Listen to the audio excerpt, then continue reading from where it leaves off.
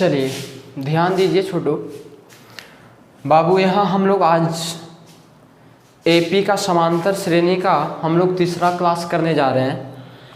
और दो क्लास में पार्ट 1 और पार्ट 2 जिसका नाम दिया हमने समांतर श्रेणी का, वहाँ पे हम लोग बेसिक से पढ़ा, बहुत छोटे छोटे बात को हमने अध्ययन किया। अगर आप पार्ट 1 और पार्ट 2 देख लिए हैं तो पार्ट 3 समझने में कोई दिक्कत नहीं होगा।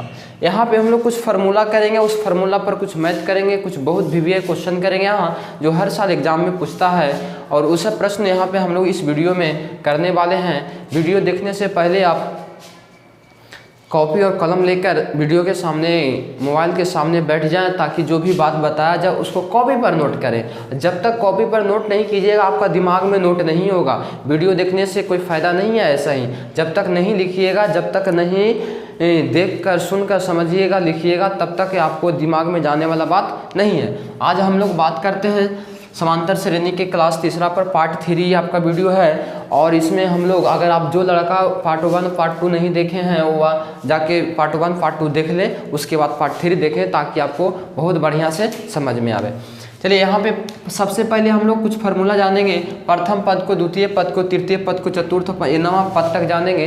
देखिए हम जो बात बताने वाले फार्मूला उसको याद रखने की जरूरत नहीं, कुछ लॉजिक बताएंगे, उस लॉजिक को याद रखिए। केमो पद का फार्मूला पूछे आप बता दीजिएगा। पहले आपको हम समझाते हैं, देखिएगा। प्रथम पद को हम लोग तो ए कहते हैं, ऐसा तो पहले बताया हुआ है आपको, आप जानते भी हैं। प्रथम पद को ए से सूचित करते हैं। द्वितीय पद को निकालने के लिए क्या करते हैं, ए में सारबंतर को जोड़ देते हैं, ठीक। तृतीय पद का फार्मूला क्या होगा, ए में 2d को जोड़ते हैं। चतुर्थ पद के ए में 3d को जोड़ते हैं। अगर उसी पांचवा पद होगा तो a + 4d होगा। हम आपको ये बता रहे हैं बाबू, हम आपको ये समझा रहे हैं कि जेमा पद पूछे उसको फार्मूला किस प्रकार से बनाया जाए। तो कुछ नहीं करना है, जेमा पद पूछेगा सबसे पहले ए लिखिएगा, आप प्लस ए लिखिएगा और प्लस, और ओकरा में जेमा पद बोलेगा, ओकरा में से एक घटा देना है और डी को सटा देना है। ए प्लस जेमा पद बोलेगा मतलब एक घटा के डी को सटा के जोड़ देना है। चौथा पद बोला तो देखिए, समझिए, ध्यान दीजिए इधर। ए प्लस चौथा पद एक घटेगा 3 हो जाएगा, 3d हो गया। पांचवा पद पूछता ए प्लस, पांचवा पद पूछता तो ए प्लस और ये पांचवा में घटा देना 4d, इसका फार्मूला हो गया। बोलिए आपसे 10वां पद पूछे T10, या 10वां पद को A10 भी सूचित करते हैं। 10वां पद का फार्मूला क्या होगा, तो आप बोलिएगा कि A होगा प्लस होगा। 10वां पूछा तो 9d बोल दिया। चलिए अगर आपसे पूछे बाबू कि बताइए 20वां पद का फार्मूला क्या होगा, T20 का फार्मूला, तो आप कहिएगा कि ऐसा सर हमको बताए हैं कि क्या करना है, ए प्लस लिखना। 20वां पद बोला, अभी बताते हैं, ठहरो। एक घटा देंगे तो कितना हो जाएगा, 19d हो जाएगा। चलिए अगर आपको 35वां बोले तब बोले 35वां तो पूछ रहा है, ठहरो हम बताते हैं, ए प्लस 34d कर देंगे। चलिए इस प्रकार से फार्मूला बन गया। जैसा कि हम लोग, तो जेमा पद पूछे ओकरा में से एक घटा के डी को सटा देना है, याद रखिएगा।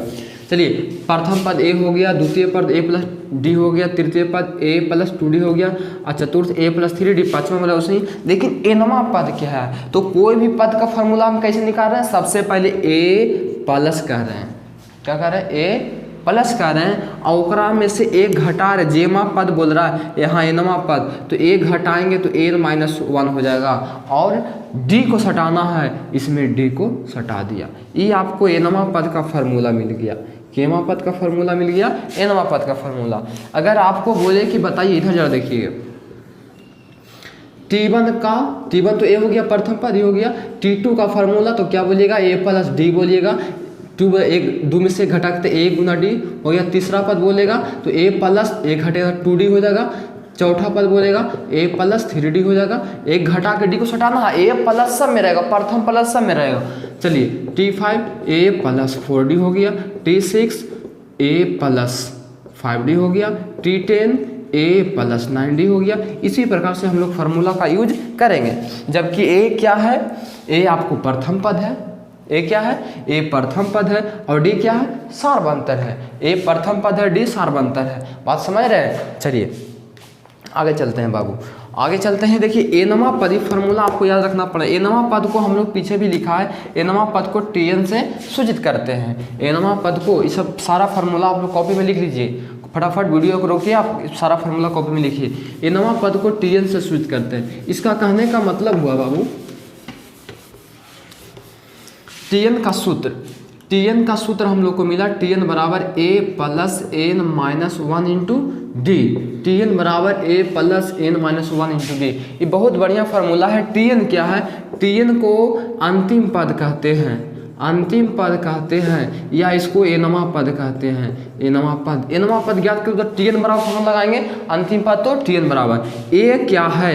a क्या है? a क्या है? a प्रथम पद है। n क्या है? n क्या है? तो n पदों की संख्या है। n क्या है? तो n पदों की संख्या है बाबू। और कहेगा कि d क्या है? d क्या है? तो d है सार्वंतर, d है सार्वंतर, या इसको पदांतर भी कहते हैं। बात समझ में आ रहा? इसको नोट कीजिए, फटाफट इसको लिखिए। Tn अंतिम पर a प्लस n माइनस, इसको पढ़ेंगे Tn का formula a plus n minus 1 into D, a plus n minus 1 into D. चलिए नोट हो गया। तब इसके बाद हम लोग आगे चलते हैं और एग्जाम्पल देखते हैं, नोट कर लीजिए इसको।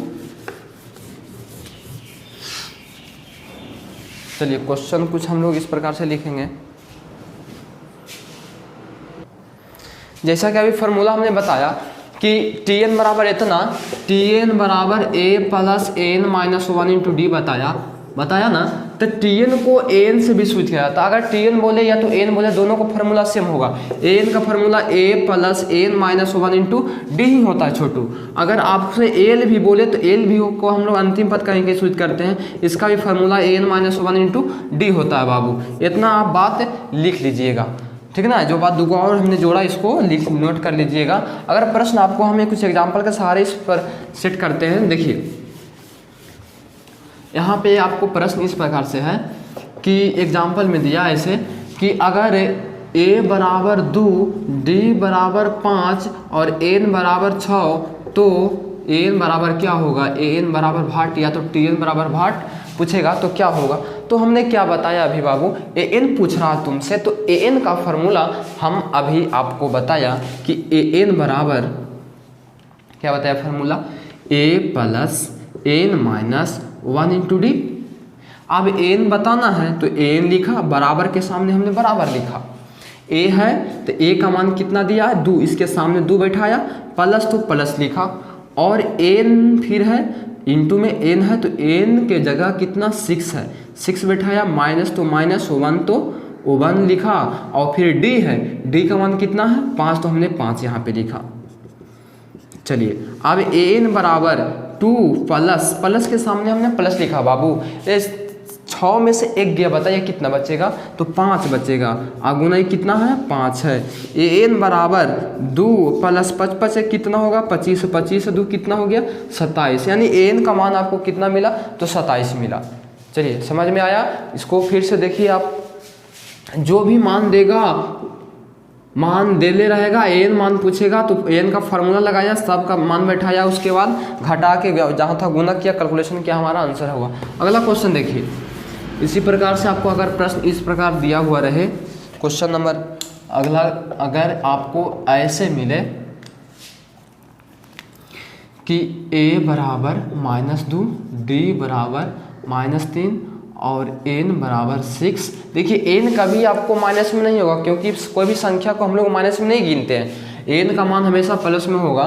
तो Tn पूछे कि Tn बराबर भाट क्या होगा, तो Tn पूछे या तो n पूछे, बस दोनों तो एक ही है, दोनों को अंतिम पद कहते हैं या nवां पद कहते हैं। तो Tn का फॉर्मूला हमने लिखा था बाबू, a plus n minus 1 into D. Tn a का मान कितना है? -2 प्लस n का मान कितना है? 6, -1 है तो 1 लिखा है, d का मान कितना है? देखिए -3 है। आप बताइए Tn बराबर क्या मिलेगा? तो Tn बराबर पहले -2 है, आप बताइए 6 में से 1 गया, कितना बचेगा? 5। इधर इंट कोस्ट है, कोस्ट का मतलब गुना होता है बाबू, यहाँ पे कोस्ट का मतलब गुना लिखा और -3 लिखा। फिर Tn बराबर हमने क्या लिखा? -2। अब प्लस माइनस जब गुना करेंगे तो माइनस होगा, प्लस माइनस माइनस हो गया, अब 5 15 हो गया, -2 -15 कितना हो गया? 17 हो गया, यानी कि Tn का मान हम लोग को कितना मिला, -17। ये आपका आंसर हुआ।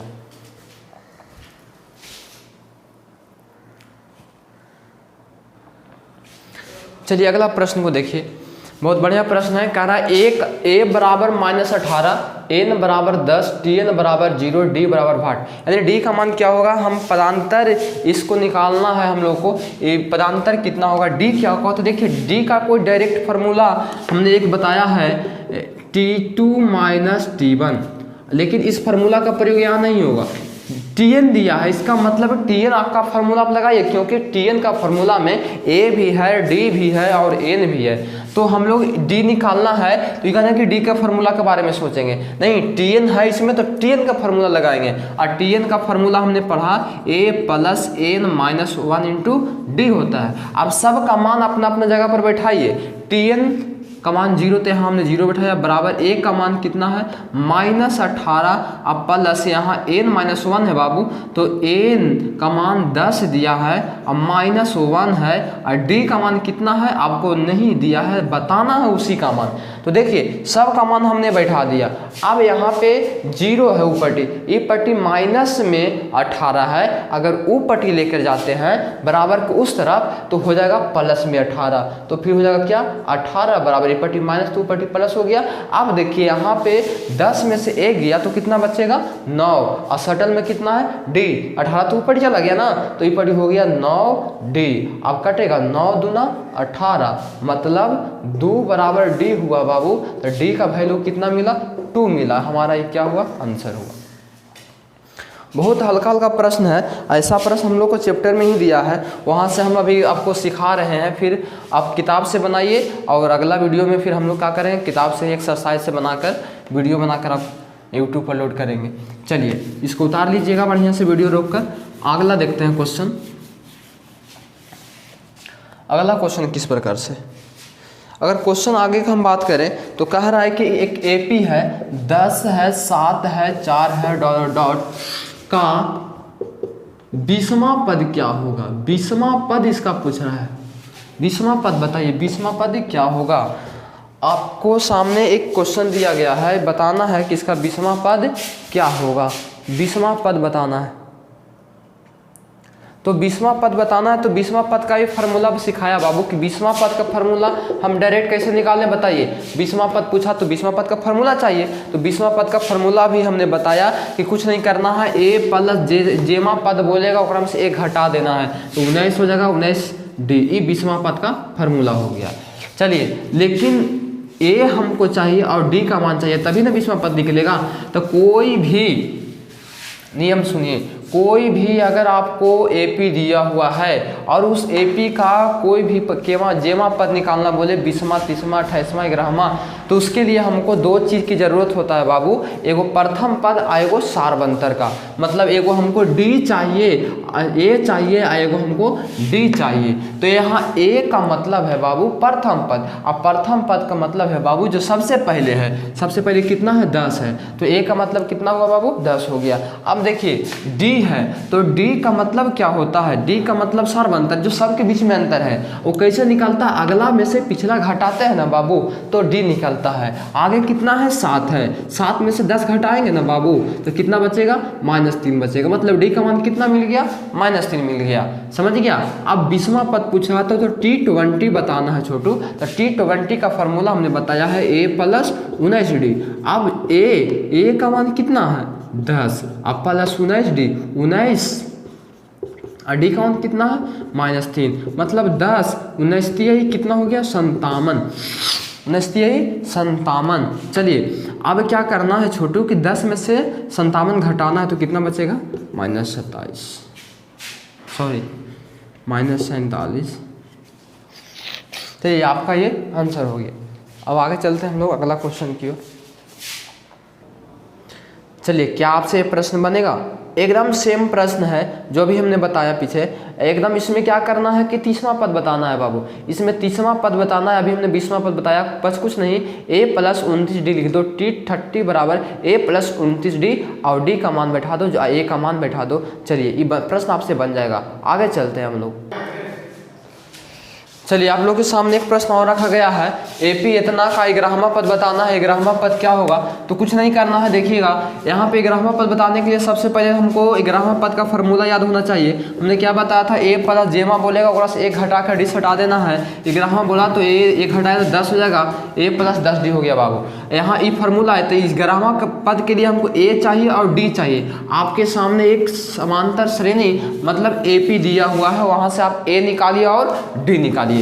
चलिए एपी को देखिए, यहाँ से ए निकालना है, आपको डी निकालना है।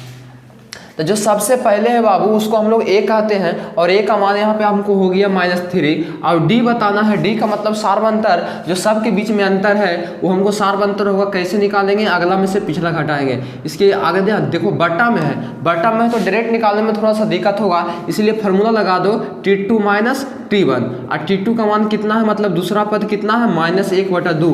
फिर यहाँ माइनस है तो माइनस, T1 का मान कितना है, -3। ए बाबू यहाँ -3 है, फिर यहाँ भी -3 है। यहाँ कि जब यहाँ बैठेगा तो माइनस माइनस ही प्लस हो जाएगा और प्लस में 3 हो जाएगा। अब देखिए एलसीएम लेंगे तो कितना होगा, 2 होगा, -1 होगा, 3 दूना ही 6 हो जाएगा। यानी आपको मिल जाएगा बाबू 5/2 मिलेगा। डी का मान मिल गया। आइए ग्राह्मा पद बताना है ना, तो ग्राह्मा पद का फॉर्मूला बताइए क्या होगा, a प्लस 10d। ए का मान कितना है, यहाँ देखिए ऊपर में ए का मान -3 अब प्लस 10 और डी का जरा मान बताइए 5/2। देखिए यहाँ पे कटेगा, 2 पचे 10, यहाँ बच गया -3 प्लस 5 बचे 25। इधर आइए, ये -3 है प्लस 25 है, तो 25 में से 3 जगह कितना बचेगा, 22। ये आपका आंसर हो गया। तो इस प्रकार का प्रश्न आपको किताब में मिलेगा और वहाँ पे आप लोग बनाइएगा, इसको बनेगा।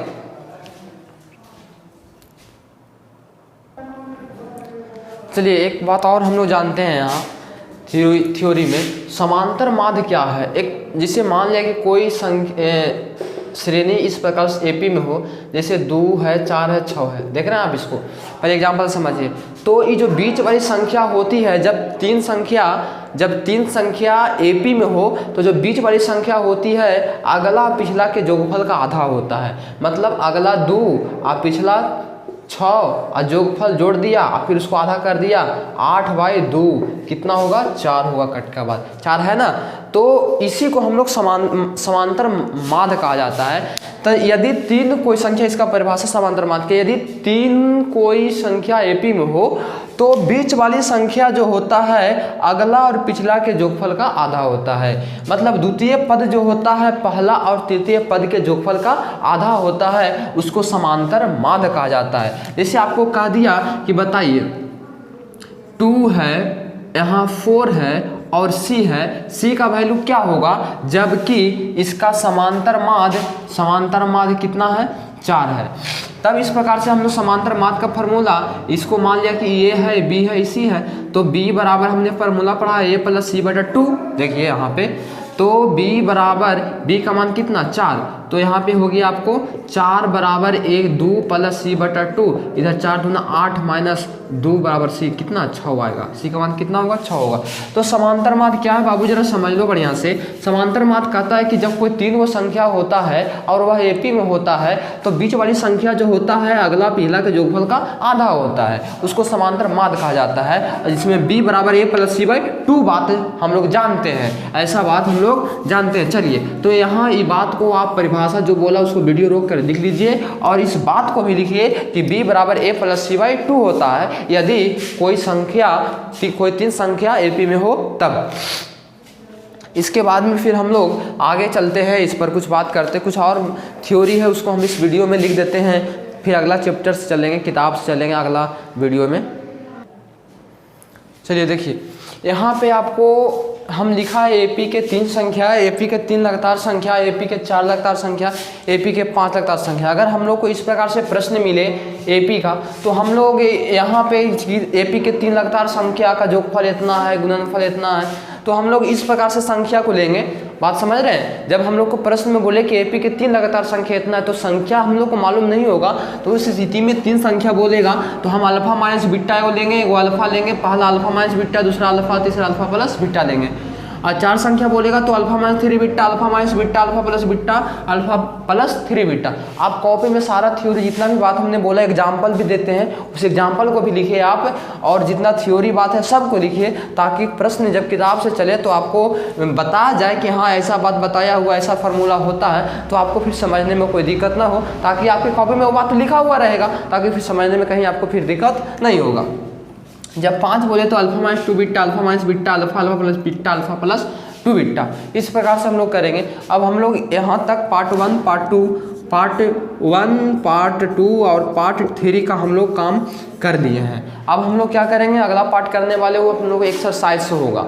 तो जितना फार्मूला भी फिलहाल हमने बताया उस सब फार्मूला को आप लोग को याद रखना पड़ेगा। सारा नियम कानून किस प्रकार से मैथ बनता है, सारा मैथ आपको याद रखना पड़ेगा, तब फिर हम लोग किताब से चल सकते हैं, कोई दिक्कत नहीं होने वाला है हम लोग को।